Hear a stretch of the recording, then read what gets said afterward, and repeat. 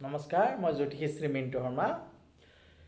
Actually মই আপোনালোকক আমাৰ ঘৰখনৰ আশে-পাশে থকা কিছুমান বস্তুৰ বিষয়ে ক'ম বা আমাৰ আশে-পাশে কিছুমান বস্তু ৰুলে আমাৰ কেনেকুৱা ফল হয় বা ৰিজাল্টবোৰ কেনেকুৱা হয়।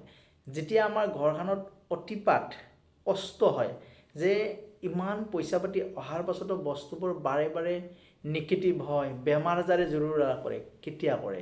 যদি বাস্তুশাস্ত্ৰ মতে যদি ঘৰৰ আমাৰ উত্তৰ পূব কোণাত লেট্ৰিন বাথৰুম থাকে তেতিয়াহ'লে কি হয়, আমাক বহুত নিগেটিভে হেঁচা মাৰি ধৰে।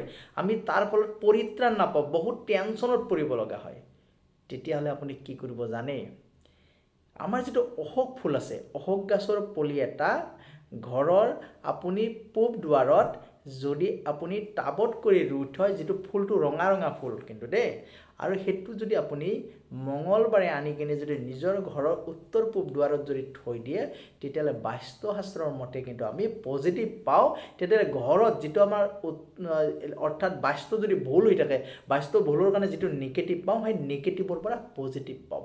বিদ্যাৰ্থীসকলে পঢ়িব পাৰে, ভাল ৰিজাল্ট পায়, ভাল পজিটিভ পায়। তাৰে কাৰণে আপুনি অশোক গছৰ পুলি সদায় ঘৰৰ উত্তৰ পূব দুৱাৰত ধুনীয়াকৈ থৈ দিব লাগে। নীলা অপৰাজিতা গছৰ পুলি যদি আমি ঘৰৰ যদি উত্তৰ কোণাত যদি লগাই থওঁ, তেতিয়াহ'লে কি হয়, বা ঘৰৰ গেটত যদি লগাই থওঁ, কি হয়, আমাক নিগেটিভে কেতিয়াও চুব নোৱাৰে। অৰ্থাৎ নীলা অপৰাজিতা গছ যদি আমি আমাৰ ঘৰত ৰুব পাৰোঁ, তেতিয়াহ'লে আমাক কেতিয়াও নিগেটিভে বাস কৰিব নোৱাৰে। ই খুব পজিটিভ হয়। আৰু কি হয়, আৰু এবিধ গাছ আছে, যদি পাৰে সেইবিধ গাছ আমাৰ ঘৰৰ যিকোনো এলেকাত ৰুই থ'ব লাগে।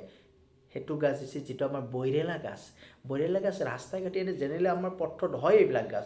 সেইবিলাক গাছৰ যদি এনে এটা সৰু পুলি যদি ঘৰৰ সীমাত ৰুই থ'ব পাৰে, শত্ৰু নাগ হয়, শত্ৰুৱে আমাৰ ঘৰখনৰ প্ৰতি নিগেটিভ দিব নোৱাৰে, কেতিয়াও আমাক অশান্তি দিব নোৱাৰে। এনেকুৱা গাছৰ পুলিবিলাক আপোনালোকে ফ'ল' কৰিব। ফ'ল' কৰিলে কি হয়, আমাৰবিলাকৰ পজিটিভ হয়, আমিবোৰে পজিটিভ এনচাৰবোৰ পাওঁ।